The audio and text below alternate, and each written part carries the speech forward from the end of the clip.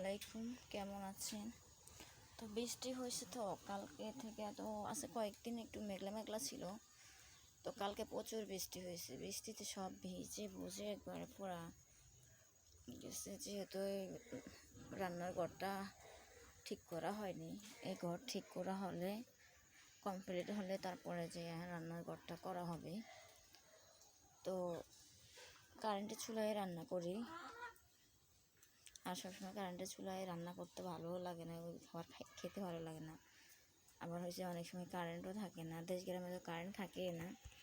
তো আজকে একটু চুলায় রান্না করি, বেশিরভাগ আর কি চুলায় রান্না করি। একটু ভাত বা টুকটাক রান্না করি, আর কোনো কিছু করতে হলে ঘরে করি। তো দেখেন আমি কী রান্না করবো।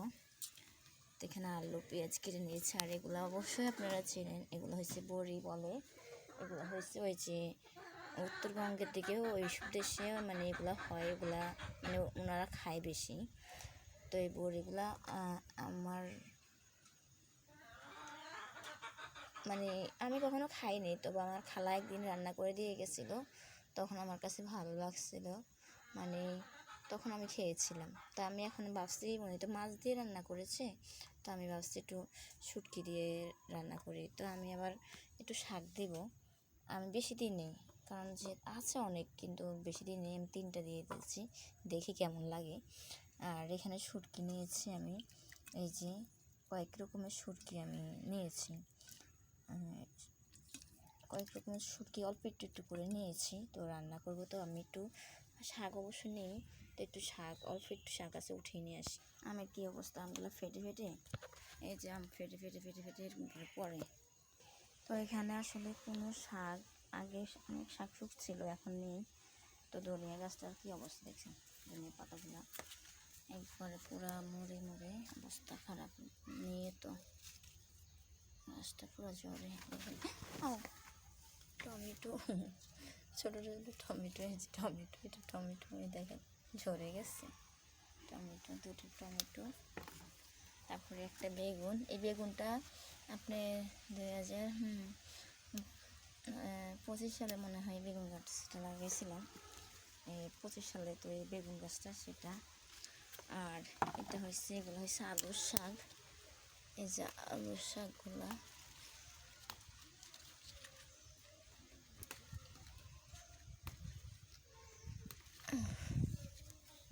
এগুলো হচ্ছে আলুর শাক।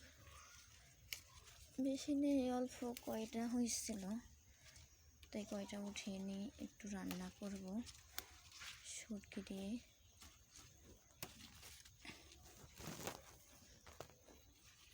আর এটা হচ্ছে কাঁকরোল গাছ, তো কাঁকরোল গাছের কাঁকরোল পাতাগুলোও খাওয়া যায় অবশ্য। ওই কয়টা পাতা নিয়ে নেব, আমার খেতে ভালো লাগে।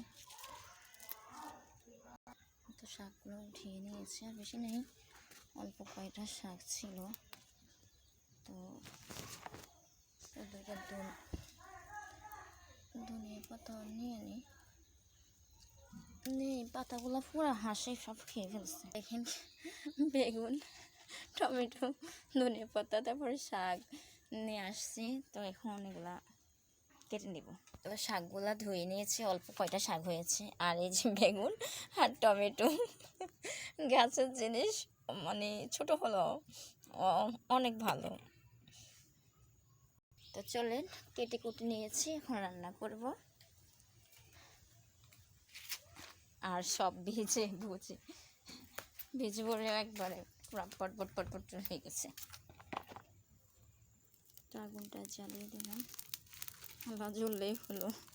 আমি আগুন জ্বালাইতে আসলে আমার এত কষ্ট হয়, ভাতের চাল দেখলে অবাক হয়ে যাবে। এই কয়টা চাল রান্না করি, তারপরও মানে ভাত থেকে যায়, মানে প্রতিদিন কত ভাত যে নষ্ট হয়, মানে কোনো ইয়ে নেই, মানে ভাত রান্না করলে ভাত থেকে যায়। এটা কীভাবে রান্না করবো আপনাদেরকে দেখাইতেছি।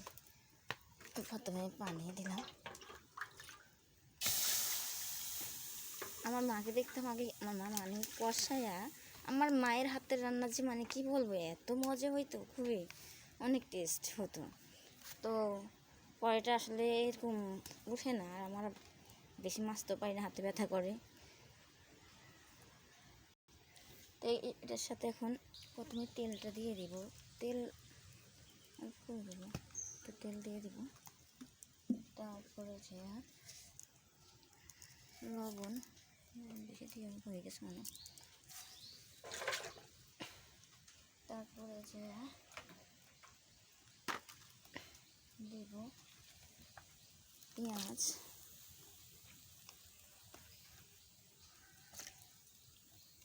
ধনিয়া পাতাটাও দিয়ে দিচ্ছি মনে হয়, ভুলে গেছি।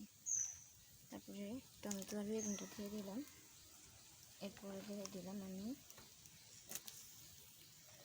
শুটকিটা।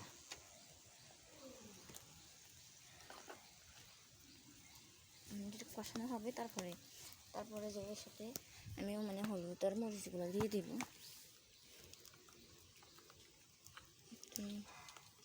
হলুদ, তারপরে 1 চামচ মরিচ, তারপরে জিরার গুঁড়া, ধনিয়ার গুঁড়া হয়ে গেছে। আর কিছু দেওয়া লাগবে না। আর কি আলুটা দিয়ে দিব। আলুটা সিদ্ধ হতে হয়তো একটু সময় লাগবে। আলুটা দিয়ে দিব। আর শাকটা আমি একবার পরে দেব, মানে লাস্টে দেব। তো এগুলো কষানো হয়ে গেলে কষিয়ে নিয়ে তারপরে শাকটা দিয়ে দিব পরবর্তীতে।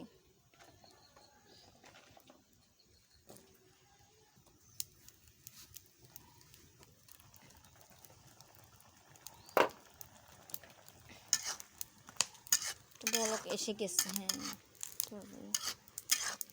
আর ধোয়ার জন্য কিছু, আল্লাহ চারিদিক দিয়ে এত বাতাস আসে যে ধোয়ার জন্য কিছু দেখা যায় না।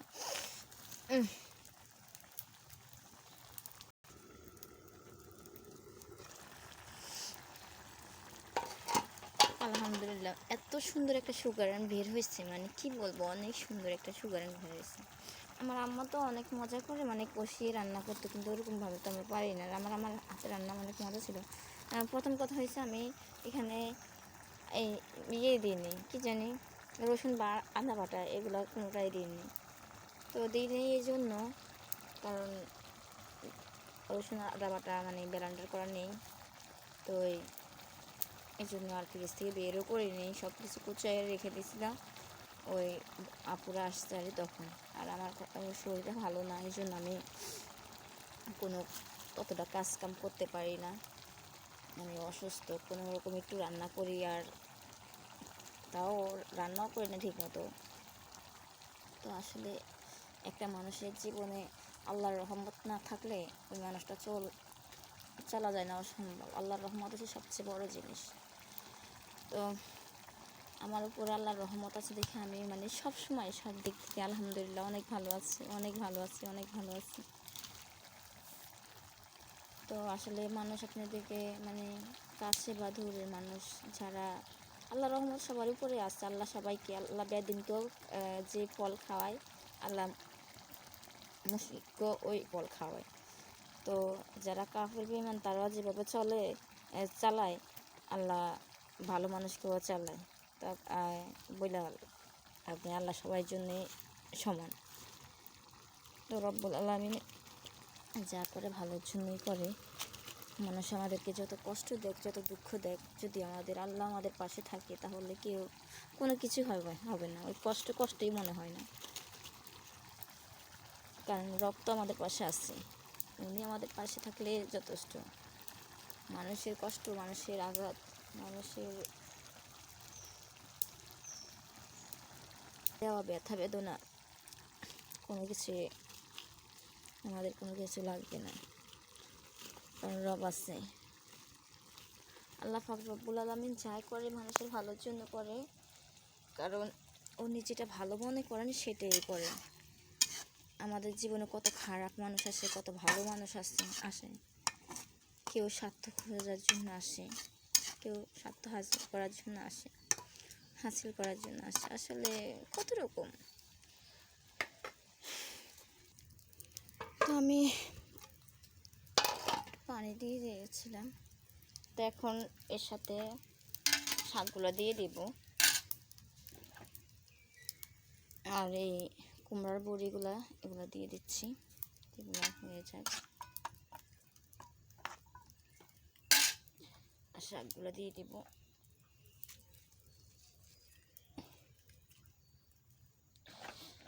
আসলে জানেন, আমাদের জীবনে কিছু কিছু মানুষ আসে, মানুষগুলো এত মনে করে কি যে আমি তাকে দুঃখ কষ্ট দিলে সে মনে ভেঙে ছুঁড়ে সে শেষ হয়ে যাবে, সে মরে যাবে, সে করবে সে করবে। কিন্তু আল্লাহর রহমত থাকলে কোনো কিছুই হয় না। তো মানুষের অনেক ক্ষতি করে, মনে করে যে আমি ওকে কষ্ট দিয়ে আমি অনেক সুখী থাকতে পারবো, অনেক সুখী হতে পারবো। না, কখনো না। আল্লাহ আপনার জন্য যতটুকু সুখ বরাদ্দ করে রেখেছে ততটুকুই আপনি পাবেন, এর বেশি না। তো আল্লাহ ভাগ্যে যা রাখছে তাই হবে। এটা আপনি মনে করেন যে আমি এটা করেছি, না না, এটা কখনো অসম্ভব। আল্লাহ ভাগ্যে রাখছে, হয়ে গেছে এটা। তো মানসিক চাপ পড়লে যে মানুষ আসলে সহ্য করতে পারে না, সেটা আমি আমার নিজেকে দিয়ে বুঝতে পেরেছি। কারণ আল্লাহর রহমত যদি আমার উপরে না থাকতো তাহলে হয়তো আমি এখন কথা বলতে পারতাম না, কারণ আমার যে অবস্থা হয়েছে। তো মানুষ যে বলে যে মানুষ পাগল হয়ে যায়, আসলে কী কারণে হয়ে যায়? কিছু কিছু মানুষের কারণে হয়ে যায়, কথার কারণে। কিছু কিছু মানুষ কষ্ট দেয়, সেই কারণে হয়ে যায়। তো মানসিক হারিয়ে ফেলে, তারপরে যে মানসিক যে যন্ত্রণার মধ্যে থাকে, তারপরে যে মানুষ যে আত্মহত্যা করে, এটা কী কারণে করে? কিন্তু কিছু কিছু মানুষ এটা ভাবে না যে আসলে আমি একটা মানুষকে কষ্ট দিতেছি, সে কষ্টের কারণে সে কোথায় যেয়ে পৌঁছাইতে পারে, এটা আমি একটু জেনে বুঝিয়ে দিই। কিন্তু এইগুলো ভাবে না, সে মনে করে সে বড় হয়ে গেছে একটা মানুষকে কষ্ট দিয়ে। আসলে এটা ভুল ধারণা। কারণ সব মানুষ যারা সহ্য করতে পারে না, আর সহ্য করতে পারে না, ধৈর্য জিনিসটা হচ্ছে বড় জিনিস। কারণ আপনি একটু সবুর করেন, আল্লাহ আপনাকে এর চেয়ে মূল্যবান কিছু আপনাকে দান করবে। কারণ কেউ জীবন থেকে হারিয়ে গেছে, কেউ চলে গেছে, কেউ কষ্ট দিয়েছে, তো সেটা আপনি একটু ধৈর্য ধরলে আপনি তার চেয়ে ভালো জিনিস পাবেন।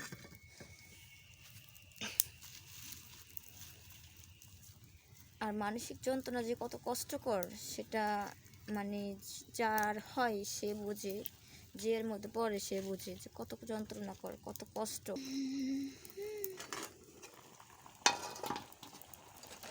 তো শাকটা বলক এসে গেছে, মোটামুটি হয়ে গেছে। তো বড়িটা সিদ্ধ হয়েছে নি, ও হয়ে যাবে।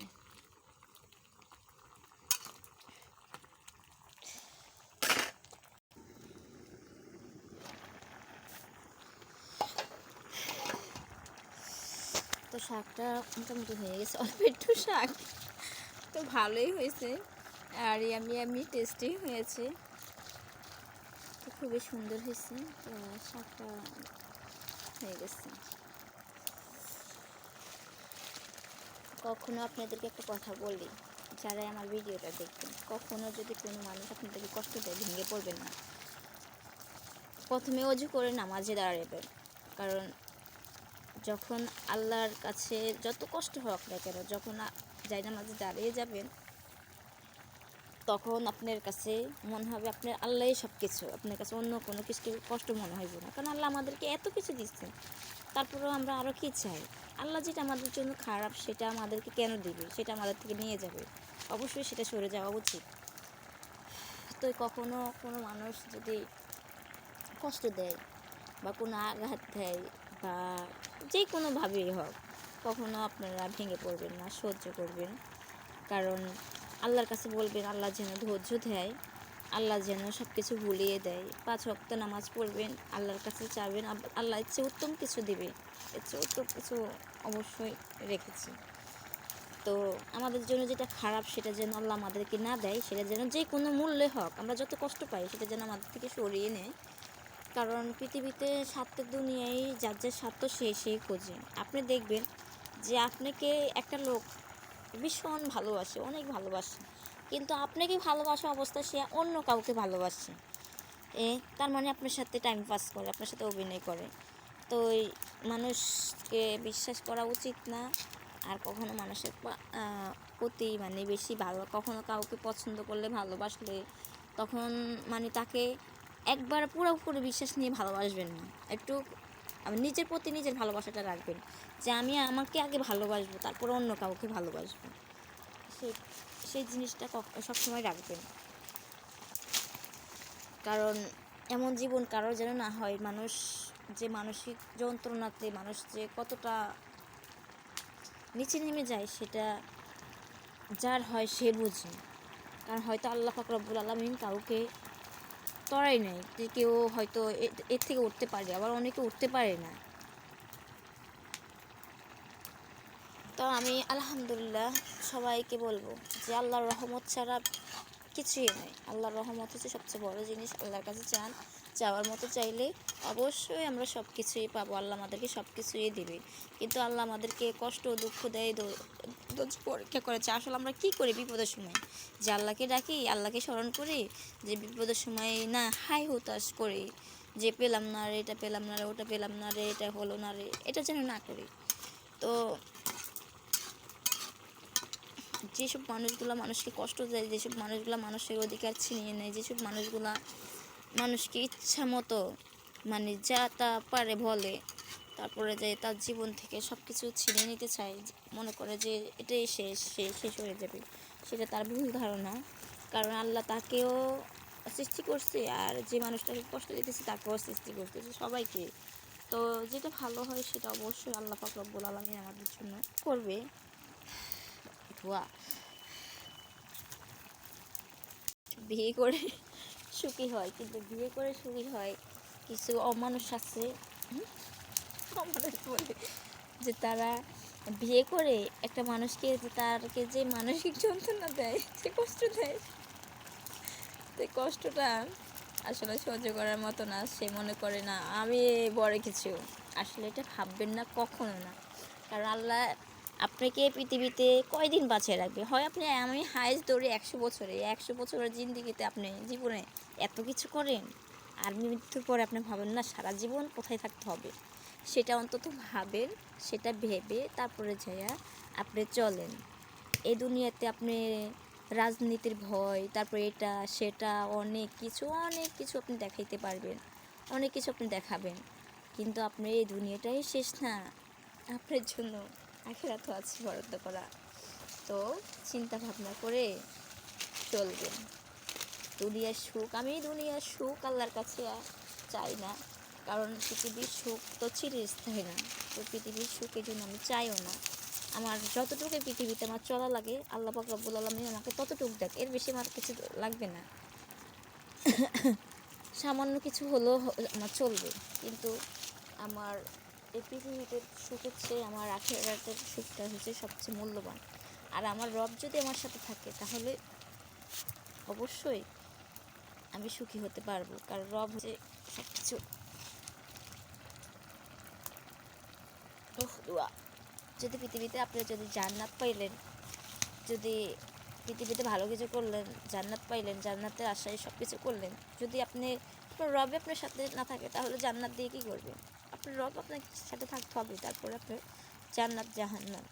কারণ উনি পাশে থাকলে উনি যেখানে রাখবে সেখানে আমরা থাকবো, সেখানে আমাদের জন্য ভালো হবে। উনি তো আমাদের পাশে থাকতে হবে।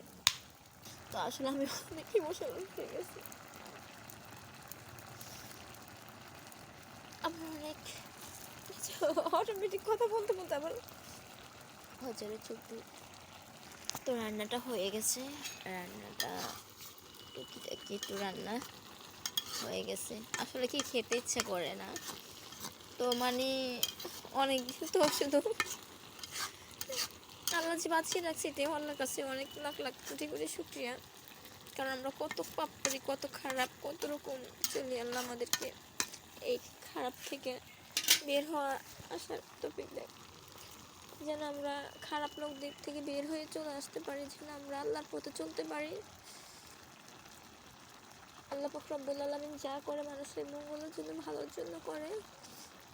আর উনি চাইলে সব কিছু শেষ করে দিতে পারে, উনি চাইলে সব কিছু আবার করে দিতে পারে।